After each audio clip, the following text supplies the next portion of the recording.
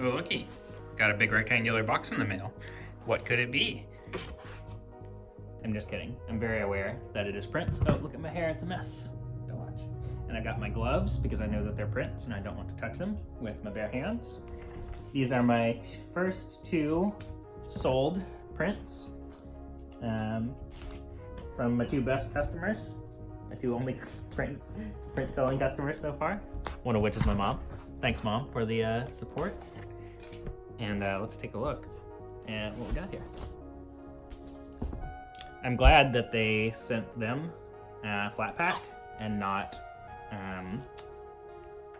rolled, which I think they do with the cheaper photo prints, but these are fine art prints and they come very well packed and very nice. And so I'm gonna get a look at them, sign them, and then send them on to their destination.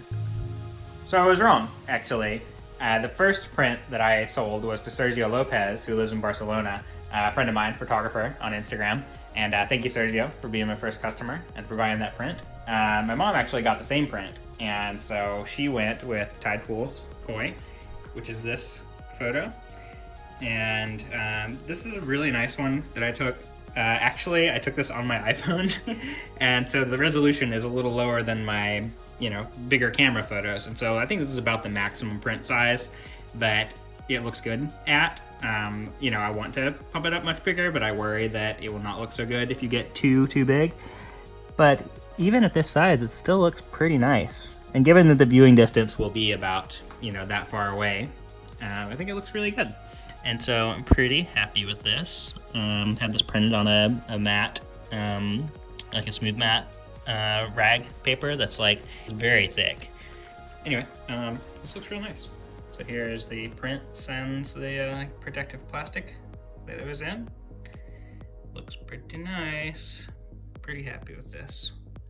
And I'll show you the second print over there in just a moment. I practiced my signature several times for putting on these prints. I'm not so confident that I'm gonna pull it off, but it's my signature. I can be whatever I want, right? And it can evolve over time. So we'll see how I do.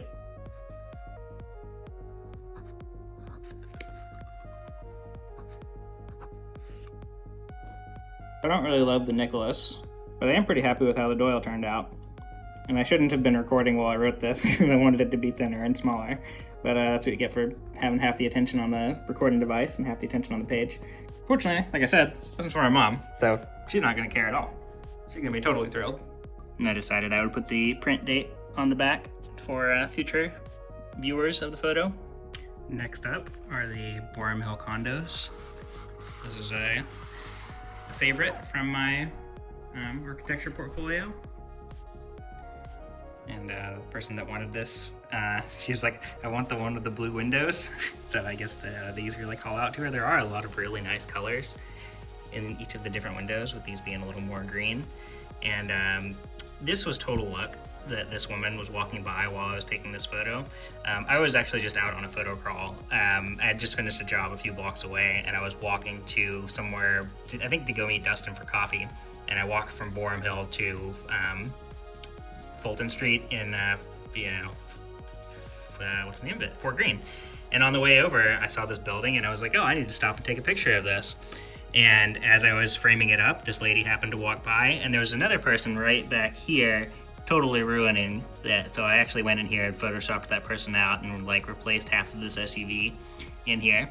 But aside from that, there's almost no photoshopping. Like I think everything else is exactly as it is. And even handheld, I wish there was a little more detail in these bricks here. But the ones up here are pretty sharp. And so had I been on a tripod, I'm sure I would have gotten it. But if I had waited to take out my tripod and stuff like that, I would have missed her walking by. And so, there's sometimes you have to jump into the moment.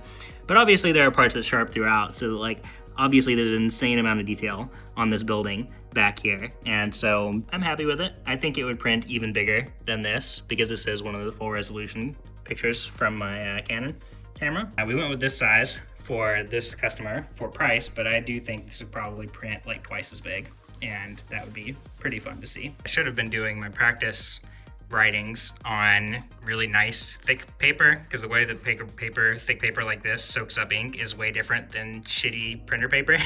And so it comes out a bit different, but I do think it's still really pretty, and I'm happy with how it looks. Now I need to pick up some more plastic and stuff so I can pack these separately and ship them off to their respective owners. It's very exciting. Out exactly what date I took this photo on, and when I did, I haven't seen the original shot of this in so long, but I forgot that it looks nothing like the fit. Well, not nothing, but it's skewed, you know. So I took it not even facing straight at the building, but at a bit of an angle, and there was this car in the foreground, and there's that person back there that I told you about that I had to get rid of.